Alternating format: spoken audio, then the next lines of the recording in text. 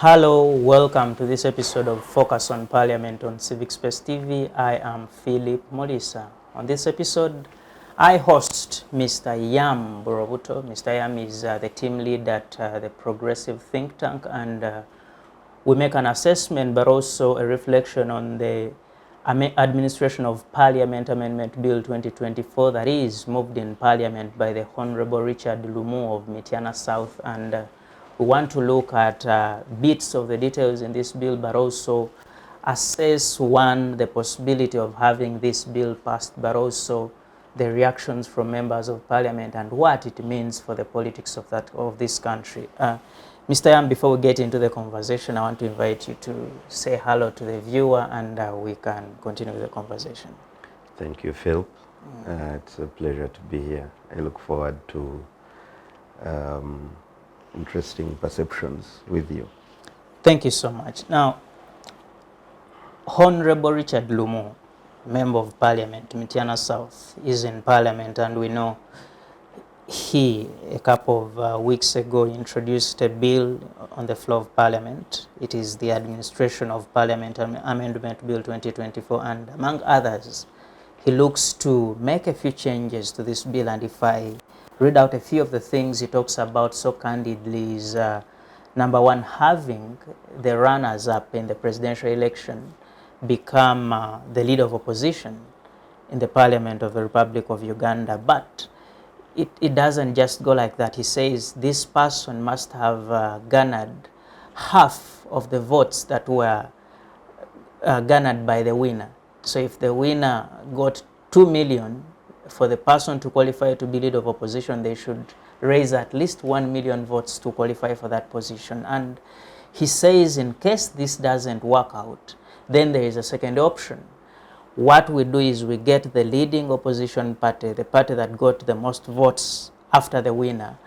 They bring out 3 people they think are most suitable for this particular job, and they are voted on by all the opposition legislators, and it is something that has raised a lot of voices, people saying this shouldn't be, this is entering into the territory of the opposition and trying to wipe it away and creating a lot of influence over it. But that's one of the proposals by Mr. Lumu, and earlier he had others, including having the position of the deputy speakership of Parliament reserved for the opposition, but also introducing a chief whip, a whip for the independent members of Parliament in that house. And lastly, one I will talk about is reducing the number of signatures required for censure motion from 177. And I know very recently we had a serious censure motion against the commissioners of Parliament, and it was not easy to raise the 177. We know how it all unfolded, and he says, let us reduce it to 100. First, what is your take on this bill as you have looked at some of the details in the bill? Well, there is a cocktail of things in there. But first of all, to begin with, is to I hope that subsequently the viewers will understand the comment I'm about to make. It's not in any way a vote of confidence in Honorable Lumu, but one of the duties of a member of Parliament is to legislate. So Honorable Lumu to come up with a bill as an individual that has been able to raise such debate, controversial or otherwise, and is determined to push it through. I think the last time I followed it had now reached the Legal Affairs Committee of Parliament. It is commendable that he might have a law on his name. So in that sense, you could say he has somewhat tried to execute his duty. Now, on my views regarding the intended law, which is now still a bill, any law that is, I think we've reached a level, personally I've reached a level where whichever law has the support of this government, especially when it has political undertones around it, I am very skeptical, regardless of how it might be sugar-coated or how it might be presented. I think that there is a trap somewhere. Whichever law that has come, I think, since 2005, after that amendment of our constitution to remove the term limits, and recently now the age limit, in all these political laws, be it the POMA,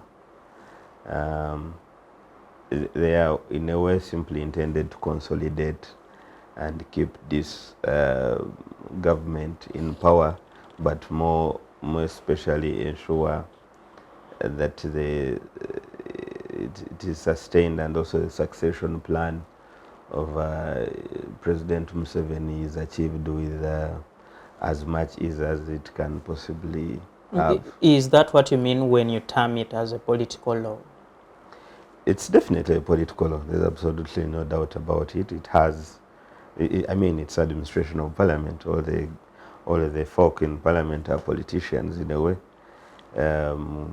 So there is absolutely no doubt that it's a political law. Wow.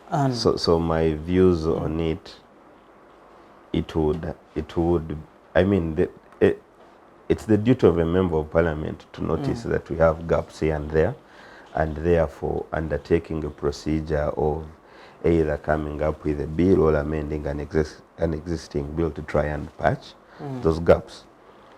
But with the way things have been happening in our country, I would look at Lumu, Honorable Lumu's attempt with one closed eye.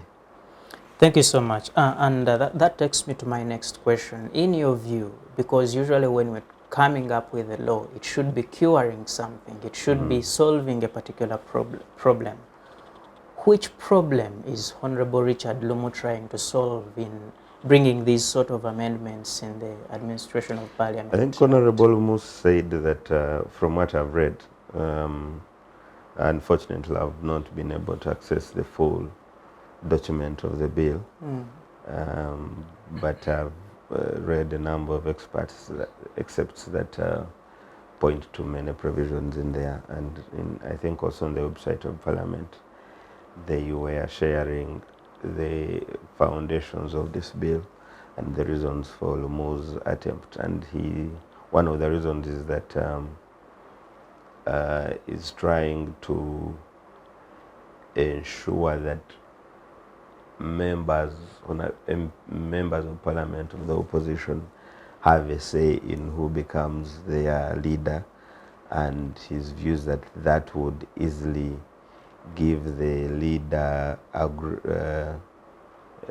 appreciation by all members of the opposition, and that it would seem a little bit more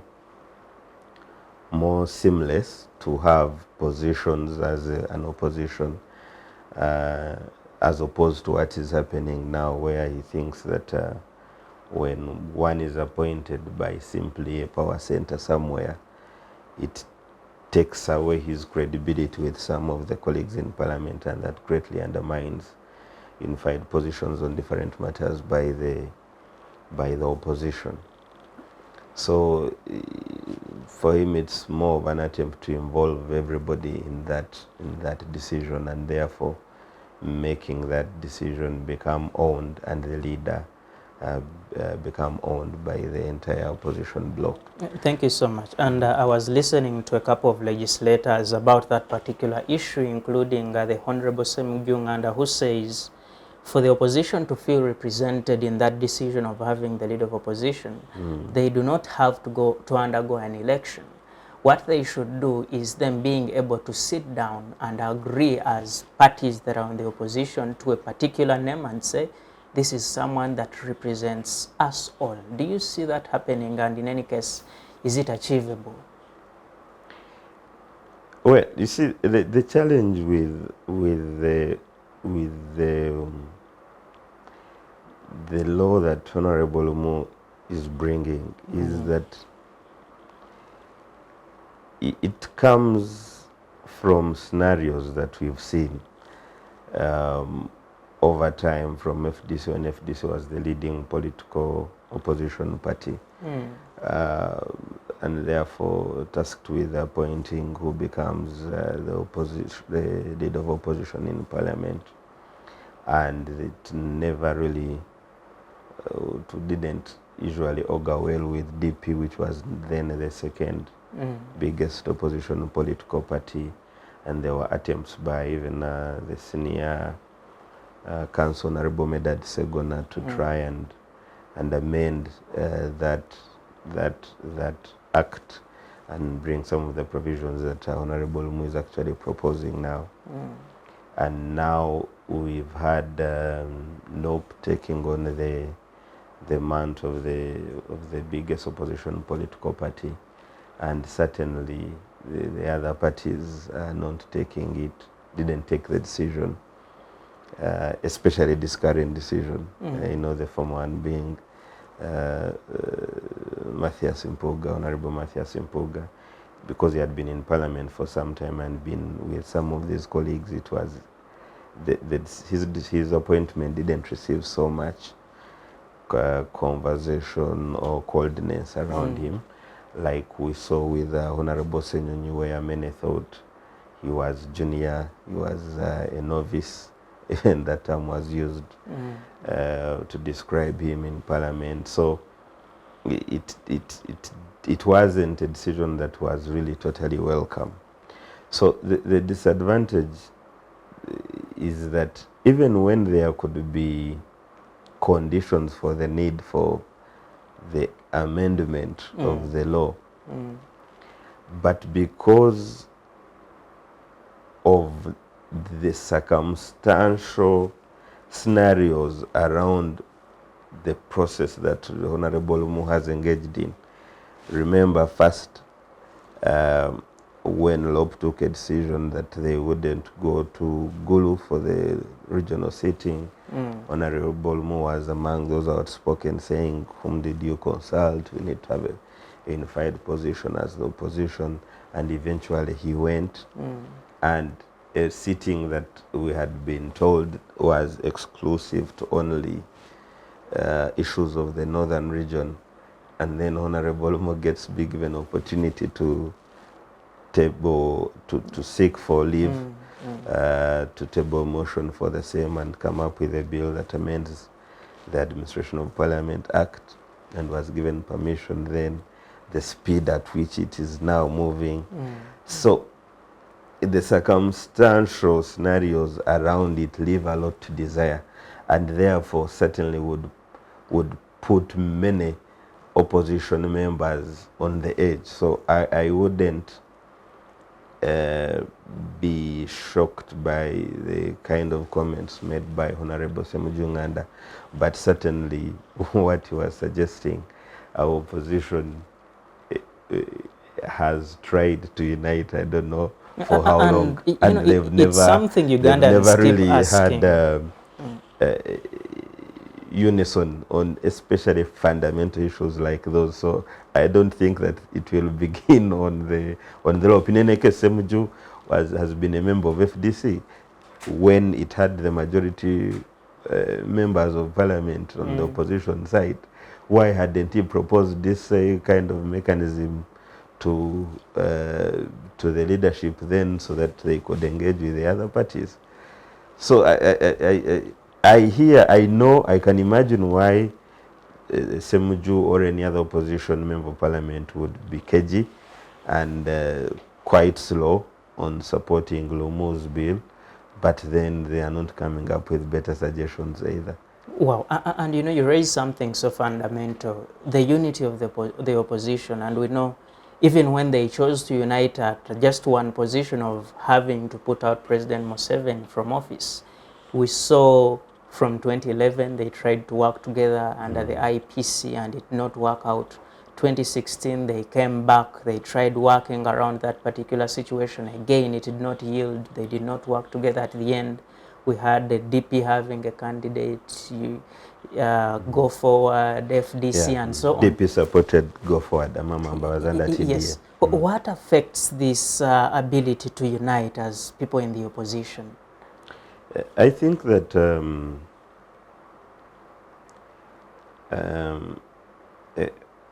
the fundamentals of how our opposition's pace grew or were founded on leave a lot to desire. You know, we were in a movement system, more or less like a one-party system. And then from 1986 until when 2005, just recently, when the constitution was amended to introduce multipartyism. So from 86, okay, not even just 86, because there was a period of almost 9 years of no, active political party engagement. So from 86, parties were really in abeyance until 2006. It was about 20 years after President Museveni and the NRA had taken over the reins of power. So even when the space was going to be freed, there was a debate on whether that should be or should not be. And in fact, President Museveni is quoted to simply have said, okay, to the JECO, that the spirit in which the multi-party democracy was ushered into the country was not a goodwill spirit, was not a progressive spirit, was not an ideal scenario to ensure that our democratic spaces opens up to all kinds of different shades of opinion from different political parties. Now, to the JECO, for coming from the president who was fully in charge of the country and still is fully in charge, it is clear that there was no way he was ever going to let political parties grow, organically at least, or even allow space for their proper growth. And therefore, the people that came back to political parties in 2006, it was really DP and UPC, of course, had been here, and it was simply a matter of patching up and pretending we are back and things like that, but without reviewing and understanding the new political environment, and therefore trying to realign even when they were coming back towards that new political environment. The Forum for Democratic Change, I'm getting to your question. I'm giving just a foundation of my submission on that. The Forum for Democratic Change was really a group of disgruntled people with the NRM and a few people that came from DP, UPC, that thought they had understood what the new political environment needed, and therefore formed the Forum for Democratic Change. Now, at that same point, 2006, is when the opposition failed in a general unity attempt. My view would have been that there would have been a broad discussion by all these political players, UPC, DP, and all those that were intending to form a new party, and seemingly agree on a particular direction as a whole group, and then form one big opposition bloc to counter the movement system. But when that opportunity was lost, it in some instances actually it has been opposition political parties fighting themselves more than taking on the NRM from which they would want to take power from. And also President Museveni has done a good job at infiltrating these political parties internally and has ensured that they themselves internally they are not moving as one block, therefore making it hard to even therefore unite with the other colleagues of theirs So in the that's other a political weakness on parties. their part. So Yeah, but also the political leaders of these political parties, many of them are simply selfish, self-centered, and are not visionary.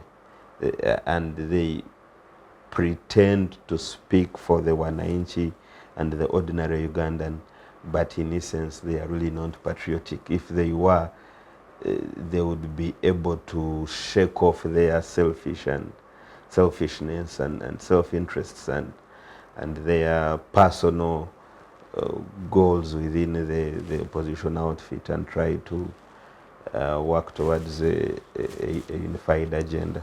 yeah, very good you talk about that, because in the end, even when we blame the environment, they all know that they came into the politics, and Yeah. just like they want the power, the president also wants the Wants the power, power, yeah. and it's a battle of who wins this and takes it up. But earlier you talked about the Honorable Senyonyi and how some people termed him a novice and a couple of other statements that came around that. But I have heard him, especially on this bill, talk about the fact that many people are uncomfortable with him being in that office, both in the opposition but also the government. And he says this whole Richard Lumu bill and amendment is about getting him out of office because they are uncomfortable with him. They do not like him to be there. And certainly he says after passing that bill, fast as it is moving, he is going to be taken out of the office and they put someone they're comfortable with. What is your reaction to such thoughts? You see, again, it's a contradiction. One, there is no doubt that Senyonyi has been insistent, has been assertive, has to use the current phrase around town, has banged the table in Parliament, and I'm sure the leadership in Parliament, talking about the Speaker and the Deputy Speaker, the Speaker in particular, is very jittery about about Honorable Senyonyi as leader of opposition. There is absolutely no doubt about that. He's kept the pressure on them. He's more of an inspectorate of the Parliamentary Commission, and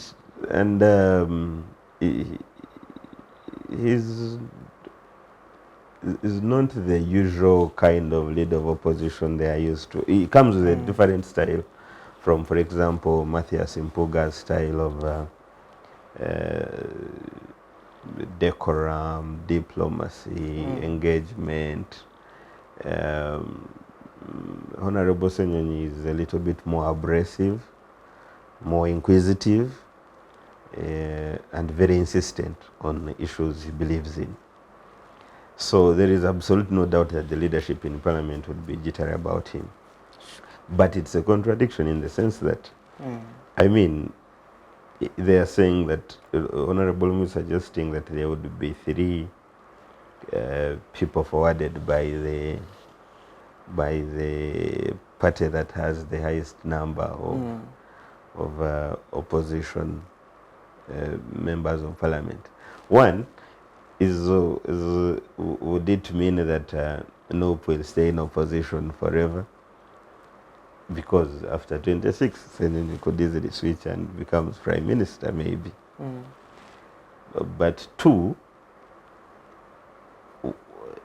what is he saying, that he would not be able to campaign amongst his colleagues and win their confidence and support for the position? You see, it's a it's a contradiction in that sense, because then it would seem that he's agreeable to the fact that maybe some of the colleagues do not appreciate his leadership position and his role as LOP, because there would be no need. As a Democrat, why would you fear an election?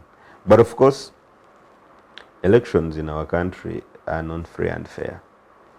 and maybe the worry of Honorable Senyonyi to subject himself to such a process that could be greatly compromised by the state.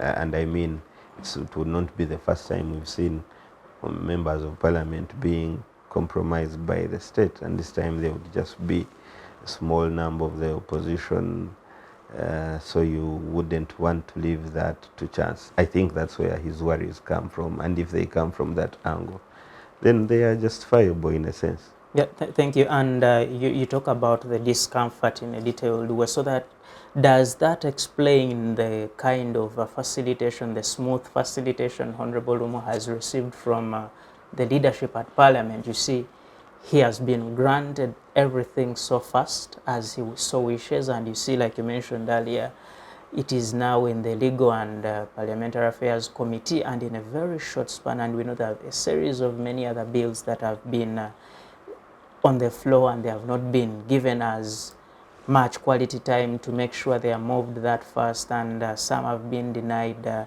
certificates of financial implication and any other documentation that is required. Does that fear from the leadership explain why Honorable Lumu is having a lot of priority? Is around it. You see, Honorable Lumu was saying that he's been able to push through, persuade. He's been on ground writing letters to the Ministry of Finance and ensuring he chases their bureaucratic procedure, and he's been in Parliament persuading the leadership to support his bill and all that. You see, it's almost egoistic from him, because he seems to therefore say that he's the only one who's been able to do that. But we know that there are his colleagues, actually, even on this same law itself. I think Honorable Onduria, Yes, Onduria, Maracha, yes, from Maracha, Maracha, and another MP from. There were two honorable MPs. It should be Honorable Guze. I think I forget the name, but they've never been given leave to move on the situation like the way the ease with which Honorable Lumu has gotten. He tried to explain it away, but you see, the way this parliament has been run under the leadership of Right Honorable Speaker Anita, nothing will go through parliament that she doesn't want to go through. You've seen how they've frustrated the censure motion of Honorable Sechkova and the colleagues. A motion that had over 177 members of parliament attached their signatures. So, and also, if therefore it is agreeable to the leadership of parliament, which leadership of parliament has knelt before the head of state and pledged allegiance, in particular Right Honorable Speaker, then circumstantially there is no way the opposition members would not be quite cagey, because if it, how do they say, if it quacks like a duck, swims like a duck, and so on, then it's certainly a duck. Yeah, so they are justified to have these worries. So certainly, otherwise what you tell us is indeed Honorable Lumu is having a soft reception from the leadership, but also even some other bigger powers outside parliament. I don't know about bigger powers outside parliament, but I know that it's clear he's having a quite tremendous support from the leadership of parliament on the bill. And I don't want to speculate whether he's being supported by powers outside or within parliament, but at least what is clear is that he's having a smooth ride with the bill and the process of the amendment. That's certainly clear, favorable to see, which is unusual. It's usual for only those laws that the leadership at parliament would want to see through, and unfortunately, more often than not, those laws that this leadership would want to see through are always not necessarily with great intentions. Wow, Mr. Yamu Borubuto, thank you so much for those views, and thank you viewers for keeping it focused on Parliament on Civic Space TV. We head into a very short break and we shall be right back. Digital rights are those human rights and legal rights that allow individuals to access, use, create and publish digital media or to access and use computers, other electronic devices and telecommunication networks. Digital rights include a right to freedom of expression, information and communication through technology, a right to privacy and data protection, a right to credit for personal works, a right to universal and equal digital access, a right to identity, a right to anonymity, a right to be forgotten, and a right for protection of minors, among others. The state's digital rights are frequently violated through various unfair actions, for example, blockage of websites and social networks, theft of credentials, unauthorized use of people's data for personal gain, privacy intrusion, online censorship, arrests and intimidation of online users, internet blockages, and the proliferation of laws and regulations that undermine the potential of technology to drive social, economic, and political development worldwide. It is hence every citizen's responsibility to respect rights of other digital users and to speak out or report to the responsible parties when one's rights are violated. Welcome back from that rather short break. It is Focus on Parliament on Civic Space TV. I am Philip Melissa, and remember, we are powered and this is made possible by the Center for Constitutional Governance. So indeed we appreciate so much the work you do out there to make sure this message reaches the audience and indeed the world.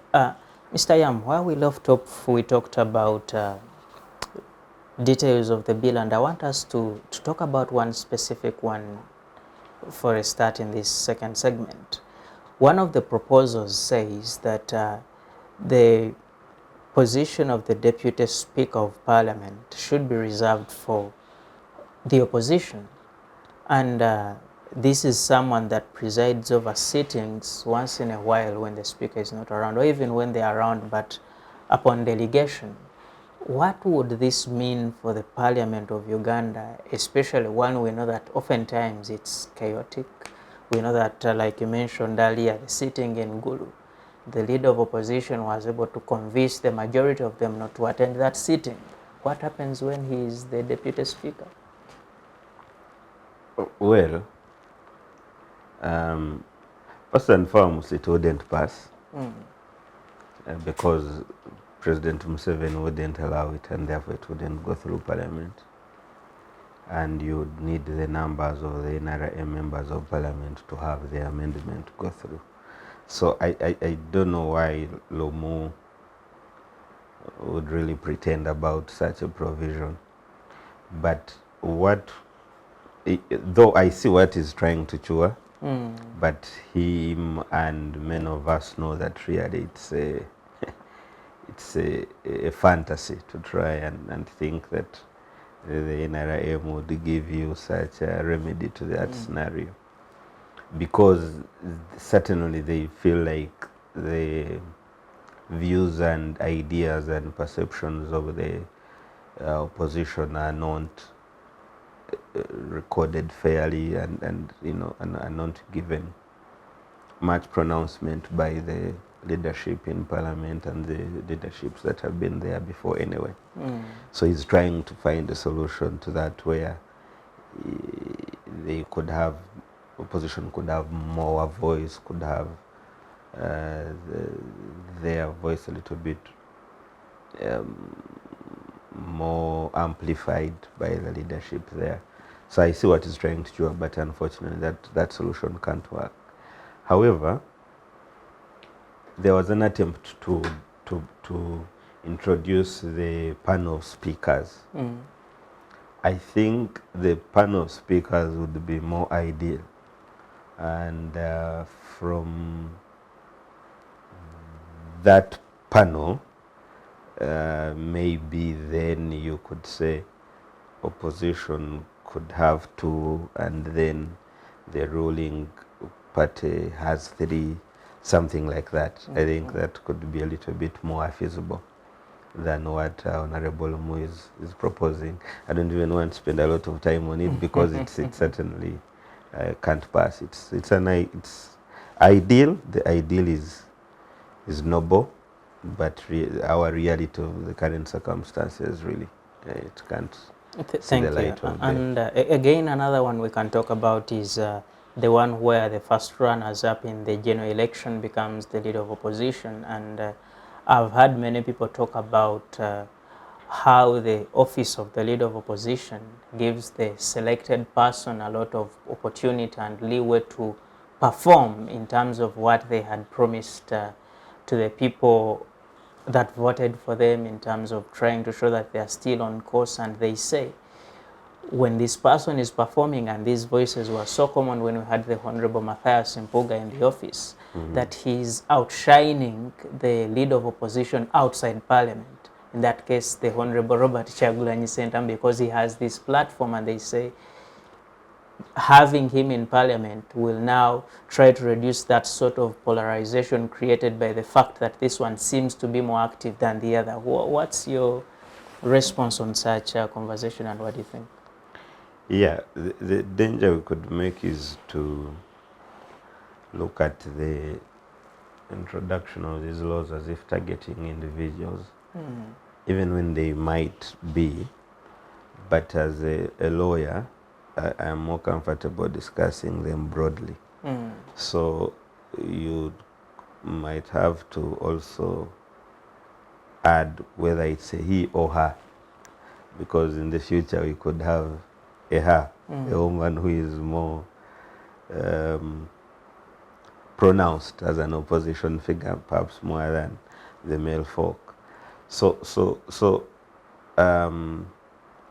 there is credence in that. There is it holds a lot of water, but it is also more like it becomes more like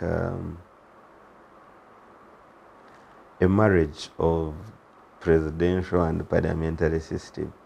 Because, for example, in the UK, there is a leader they are leaders of these parties, and they also go out and seek for constituencies, and then come into parliament.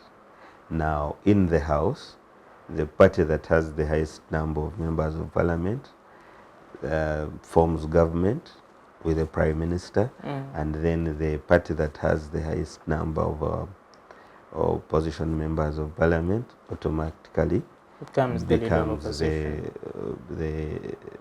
leader of the opposition, alternative government. So in this case, maybe we go that way,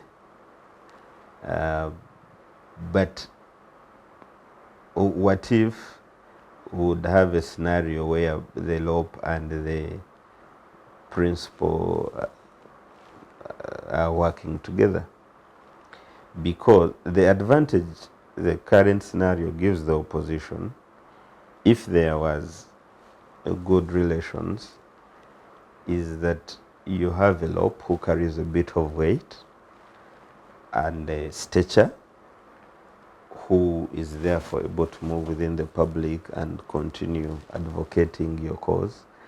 But you also have the de facto leader of opposition also with his stature and weight. So to me, it seems like you have these two powerful, weighty positions, and they are all mobilizing and energizing around the broader cause of change of the government that would be there then. But to get all, now it would be like collecting all those synergies into one individual in parliament, having the de facto opposition leader, for example, the person who has contested with the one who has won and gotten the second highest votes, getting into parliament. Remember, this other one is not in the House, but he has a prime minister in the House. So ideally, this person who scored the second highest votes is is in debate with the Prime Minister and directly, at least on a daily basis, not necessarily with the President, whom they contested against, which position they wanted. Yes, the Prime Minister is a delegated person for the President, but it's not the same thing. So for me, that endeavor would greatly undermine the power, the stature, the authority that this person would have in the public. So in other words, would you rather that we have a general amendment, or I think it would require a referendum, then that we go parliamentary system where we have to pull down the president from State House and bring him to parliament and maybe change titles to prime minister and have them directly face the day-to-day questions? In the UK, I think they call it prime minister's questions, and we have it here every other week. We have a sitting, the president is there to answer to some of the issues that arise. Would that be a better fit for this country? No, that would be more of a copy and paste. Uganda is a bit unique in its own sense. We could tweak that system a little bit, fit our circumstances, and how reduce the powers of the president as much as possible, and more or less like the situation in Germany. Not Germany as a president, but they also have the chancellor and as if a leader of opposition in the house, and then have a prime minister and the leader of opposition in the house. Actually, even the UK system, only that theirs is a monarchy, but you know, more like a president. There is somebody the leader of government business goes to and reports to. However, I do not want to be dragged into that debate as of now, because I feel like the system we have is good enough. We only need to sober up as Ugandans as a whole in terms of the quality of leaders we choose for ourselves, but the system might not be the issue. It is talked about in this country, and indeed at least the minister has talked a little bit about it, that actually through the Ministry of Justice such amendments could be brought in the near future. So certainly this is something we should be thinking about. Again, like I said regarding the Lumu bill, any law, and now it makes it worse if it even has a constitutional amendment scenario or a review commission to review our constitution. That comes from this government, is supported by this government, we are doomed if it sees the light of day, because constitutional amendment 2005 who benefited the current president. Constitutional amendment 2017, it's 17 or 18? Yes, 17. 17 who benefited the leader and therefore this government. Any fundamental amendment on our constitution is not for the benefit of the ordinary people. It's for the interests of entrenching the system of President Museveni, ensuring his survival, and attempting to consolidate and smoothen whatever his succession plan, if he has any, could be. So this Lumu bill could also be an attempt to bring up that debate of starting that conversation, and we should be careful not to fall for that trap.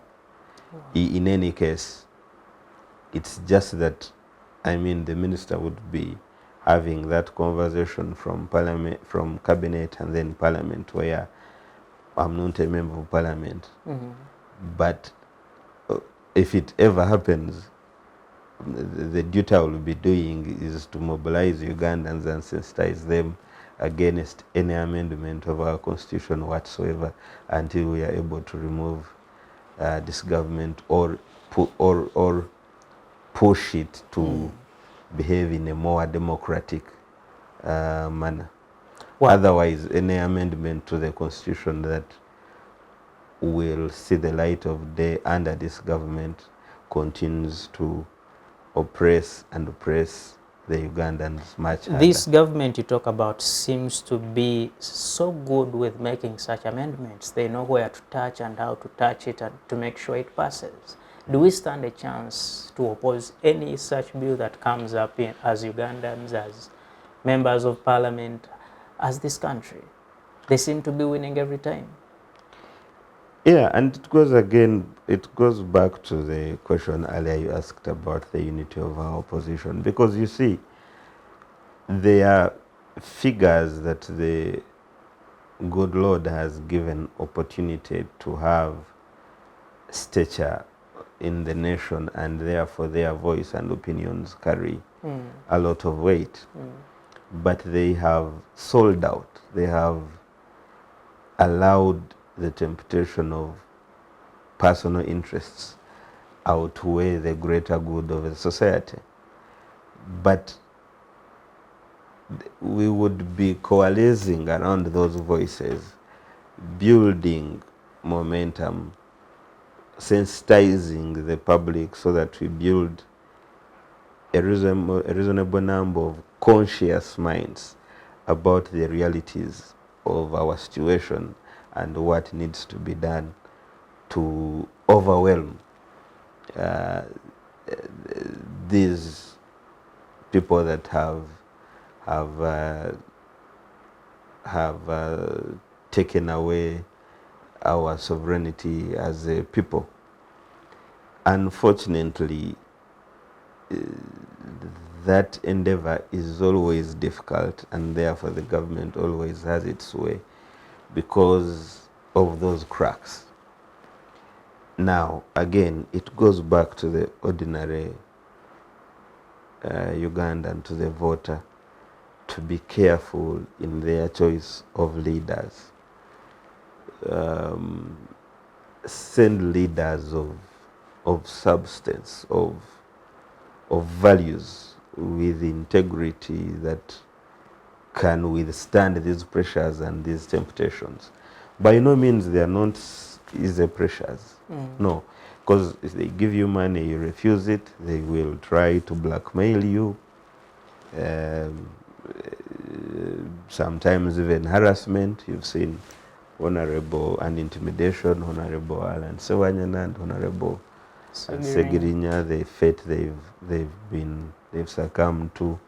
You saw Honorable Namboze, how she was treated during that debate of the age limit. So this government or system will not give in easily. But also we cannot lose hope. You see, even when they've had their day almost every other time, we cannot lose hope. We must continue to talk to our fellow citizens and build that level of consciousness.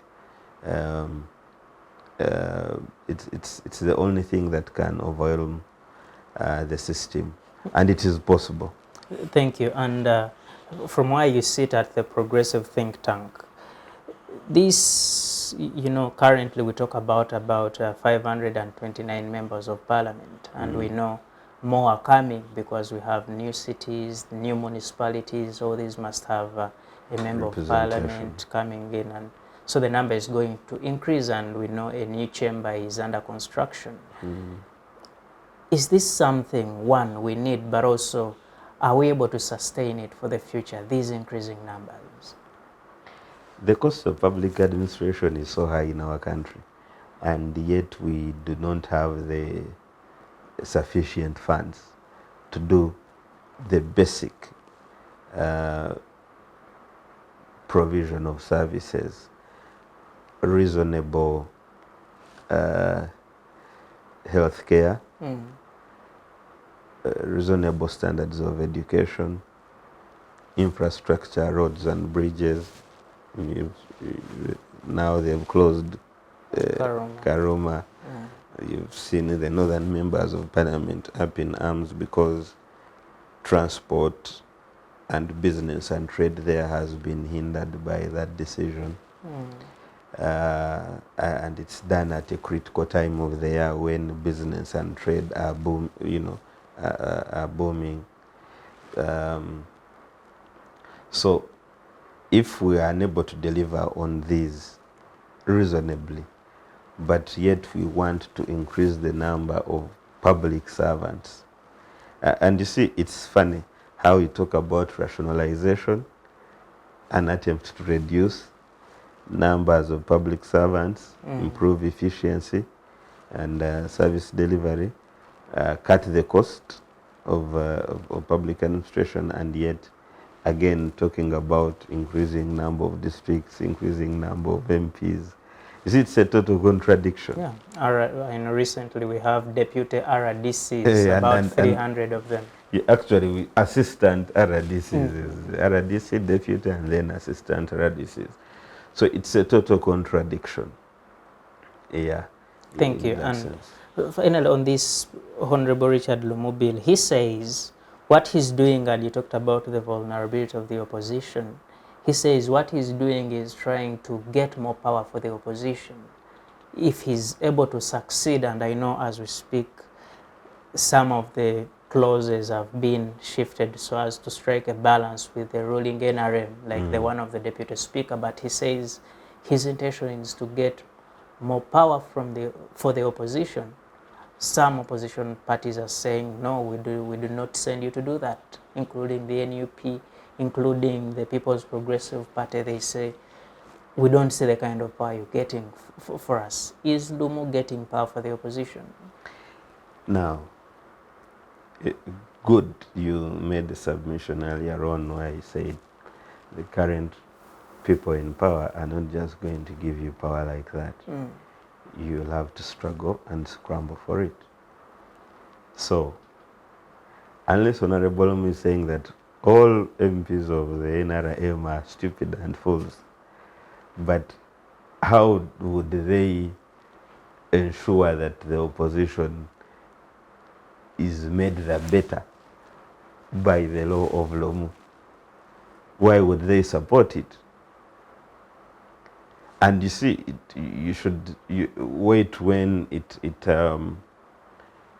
goes into the voting phase. I think second reading, and then the third reading, yes, and then you'll see the number of NRM MPs that will support it. You don't even need to go that far. By the fact that the speaker gave the Honorable Lumu leave, it already shows you the position of the NRM on the law. Now, the moment the people you're contesting against are the ones clapping for you and seemingly giving you utmost support, and you must think twice about whether what you're doing is in favor of your side or not. Like I've said, and I'll emphasize again, there is no way opposition is the better of it in Parliament because of Lumu's bill. It will not be a much stronger opposition. If anything, it will be much weaker. Thank you. And finally, how do you see this whole process unfolding? Do you think in the end will the bill pass, and in case it passes, do we see fundamental changes at the August House of this country? You see, even in apartheid, they had laws in apartheid South Africa. They had laws. Now, this Lumu's bill will become law. There is absolutely no doubt about that. Whether it might not become law in all its entirety, but certainly clauses on the LOP will I think my speculation is that they will see the light of day and that the law will be amended. And once it is amended, I mean, you have no choice. but respect the law. Wow. Yeah, but it will be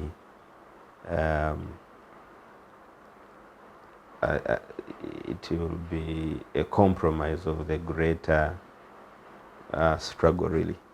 Yeah, from the opposition side. Yes, Mr. Yamu Borubuto, thank you so much for making time for this conversation today. Mr. Yamu Borubuto is the team lead at Progressive Think Tank, and he's given us his insight on the Administration of Parliament Amendment Bill 2024, and indeed we wait to see how the situation continues to unfold. I saw they say at least by end of next week it should have been passed and going into force. Wait to see how it unfolds, and hopefully it works for the better of this country. Thank you so much for keeping it focused on Parliament on Civic Space TV. I am Phillip Melissa. Special thanks to the team behind the machines, and special thanks to the Center for Constitutional Governance for making this possible. Always from us we say good evening, and may you have freedom always.